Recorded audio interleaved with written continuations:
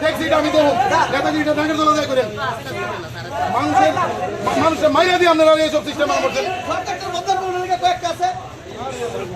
কেন আন্দোলনটা ডাক দিছে দরকার বলে আমরা সিএনজি স্টেশন মেইন জায়গা যাই এ নট গেলে আমরা কিছু হইব তারা কি গ্যাস দেয় না কিছু ঠিক করে ডাইরেক্টরের কাছে যাবো দরকার বলে পরিবহন মন্ত্রীর কাছে যাবো হেন এক দুজন তার মর্জি মতো সাইকেল লাগবো। তো খবর পাই যে আমাদের যে মিলনচক্র সিএনজি স্টেশন আছে সেখানে কিছু ড্রাইভাররা গ্যাস না পাওয়াতে তারা রাস্তার মধ্যে এসে হই হাল্লা করছে। ইমিডিয়েটলি আমরা এখানে আসি, এসে তাদের সঙ্গে কথা বলি, ড্রাইভার যারা তাদের সাথে কথা বলে তারা সকাল থেকে এখানে ল্যান্ড দিচ্ছে, কিন্তু এখানে যে সিএনজি স্টেশন এখানে একটু টেকনিক্যাল প্রবলেমের জন্য সিএনজি আপাতত বন্ধ আছে। তো আমি এখানে ম্যানেজার সাথে কথা বলে জানতে পারলাম যে এটা ইলেকট্রিক্যাল প্রবলেম। তো অ্যাকর্ডিংলি আমি সিনিয়র ম্যানেজার যে আছে ওনার সাথে কথা বলেছি, তারা স্টাফ পাঠাচ্ছে।